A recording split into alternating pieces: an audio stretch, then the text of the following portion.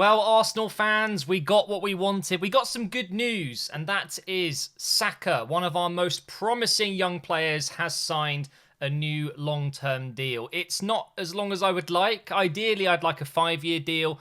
It is a 4-year deal, reportedly. I don't know how much they've offered him, but clearly it was enough because there were lots of interested clubs. So I'm just so happy that we managed to get this deal over the line. I'm now just waiting for Aubameyang. But yeah, this is fantastic news. What does this mean for Saka? Well, it guarantees him playing time. I think maybe one of the reasons he really did want to stay in the end is because all of these clubs that wanted him, there were reports that Liverpool wanted him and Bayern were looking at him as well. I don't know why they would want him. They've got Alphonso Davies at that left-back position and they've got plenty of other wingers that can play forward. But a bunch of big clubs all around Europe were interested in Saka. I believe Chelsea were as well, by the way.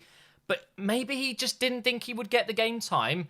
And also, you know, he said it in his own words. He feels like Arsenal is his home. It's his club.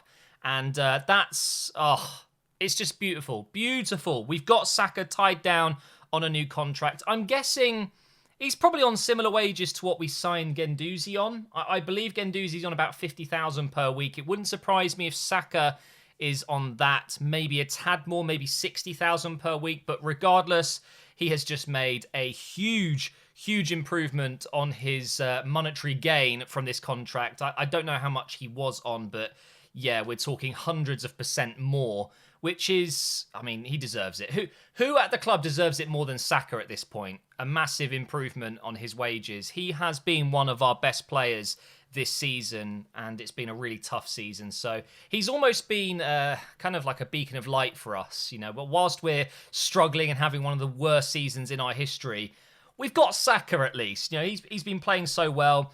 Left back, left mid. He's played at centre mid. He's played over on the right wing. He's played everywhere, and he has excelled so well. And he's now pretty much one of the first names on the team sheet, and I cannot wait to see him play tonight at home at the Emirates for the first time since we've come back from lockdown. We've had 4 away games in a row. We're playing at the Emirates tonight against Norwich, and I should tell you, I'm going to be streaming live. We're doing a watch-along, so please do check out my Twitch. It is linked down below, twitch.tv/officialmgh. We do a watch-along for most of the Arsenal games, and tonight's a big one because not only is it our first game back at the Emirates, but also because we are now starting to put some wins together, and if we can just continue that, that would be fantastic. So that's the first bit of great news, that Saka, arguably our best young player, and we've got quite a few these days, he's now signed a long-term deal at the club. He is going nowhere.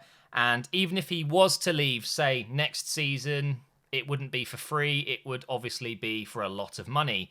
Probably, I mean, how much is Saka worth right now? I'm not quite sure how much I would value him at, but he is one of the best young English players in the league right now, for sure. And he's versatile, and he's really intelligent. So I think he's probably worth well over £50 million, maybe more. If Guendouzi is reportedly worth 40 to 50 million, I think Saka's worth a little bit more than that. But anyway, there is that English premium on top, isn't there, that he is an English player. Every club in the Premier League has to have a certain amount of British talent, and of course that comes with a premium as well. But anyway, we're going to move on to another story that came out today. Actually, this goes back a few days ago. Actually, was it yesterday? Saint Etienne, of course, we've bought Saliba last summer and loaned him back to Saint Etienne for the season. You could argue was quite nice of Arsenal. We kind of needed him at the time, but it's fine. We let him go back, and he's obviously had more time to develop. He had a few injuries. He didn't quite get as many appearances as he was expecting, I'm sure. And then, of course, with COVID-19, it just hasn't gone to plan. But something has come up that I think has triggered a lot of Arsenal fans and Arsenal, the club itself. So Saint Etienne have a game in a couple of weeks. I believe is it next week? They have the French Cup final, I believe it is, up against PSG, and they really want Saliba to play. No problem, right? Arsenal have openly said that's fine. Even Arteta said it himself. He wants him to feature in that game. It's experience playing against one of the most elite teams in the European football world, and we're open to doing it. But there's a clause in Saliba's contract. He is 1 game away from activating that clause, which is a payment of £2.5 million, or is it euros?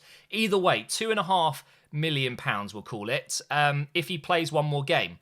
So what would you do in this situation? If you're Saint Etienne, you just want your player to come and play the game, right? And you'll be thinking, hey, we'll get the 2.5 million as well. Like, fantastic. This is a no-brainer. But hang on.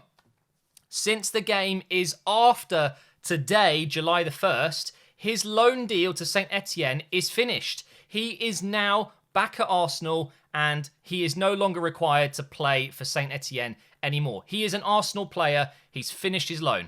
He didn't hit the appearances clause in the contract. It is what it is. We don't owe them the 2.5 million.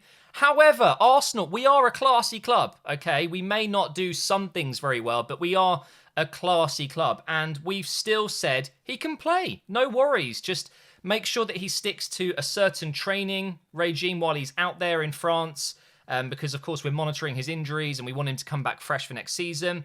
But because the contract is finished, we'll just let you have him for this game, and then we'll have him back. But we will not be paying the appearance fee, the extra one appearance that they need for that 2.5 million clause to be triggered. And Saint Etienne are apparently upset, and they're not doing it. Now, when I read this, I couldn't believe it. Are you out of your mind, Saint Etienne? They are so greedy, and I'm so glad that Arsenal have stood their ground here.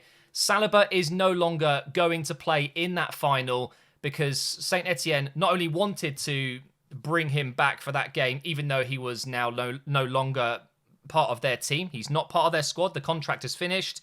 And they wanted the 2.5 million on top. So can we just give Saint Etienne a round of applause? Because not only does this harm the relationship they've got with Arsenal, it will harm their relationship in general, because other clubs will see this going on and they will just think Saint Etienne are greedy and very unfair, difficult to work with.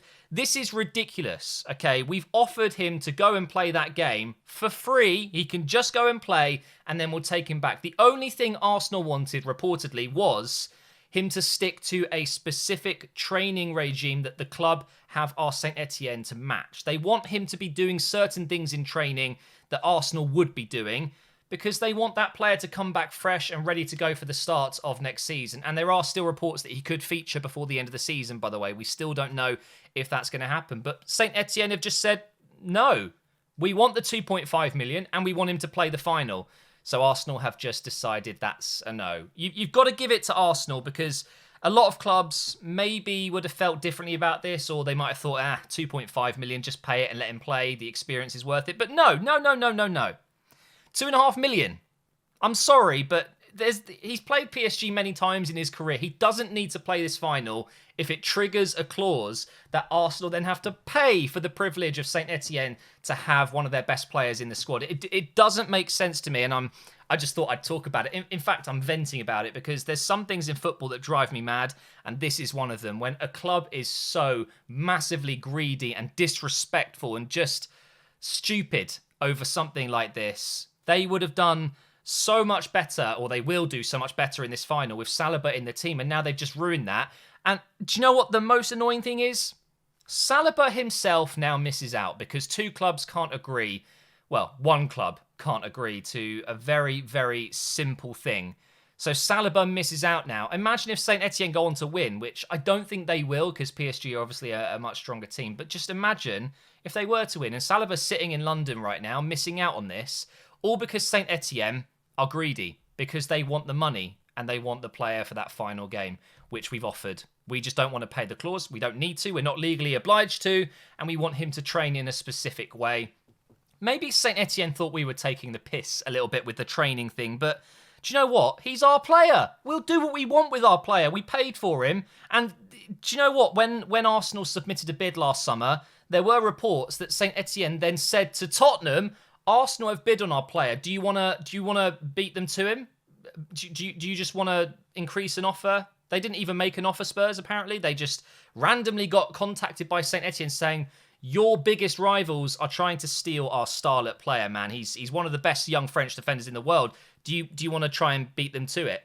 How?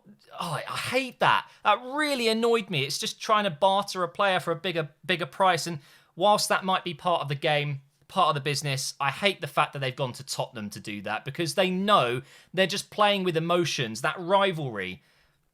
F. Saint Etienne. They have another young player that I would have absolutely loved Arsenal to sign, but there's no way I can imagine the club working with Saint Etienne again now. So they've really cocked it up, haven't they? So yeah, just a quick little video talking about two little things there. Saka signing a new deal. Yes, come on. So happy about that. Now give him the number 7 shirt, please. That would be amazing. And of course, we now own and have Saliba with Arsenal now, for good. He's done. He is no longer going back to France. He's not going to be playing any more games. It is official. Saliba is now Arsenal's best defender, which is absolutely crazy.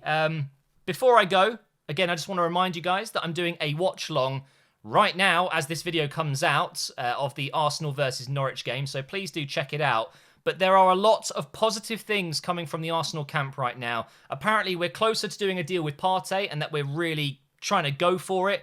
The other one, apparently, a second deal that might be going over the line at some point, is if we need to bring in a forward player, Depay is available for less than 20 million euros, apparently.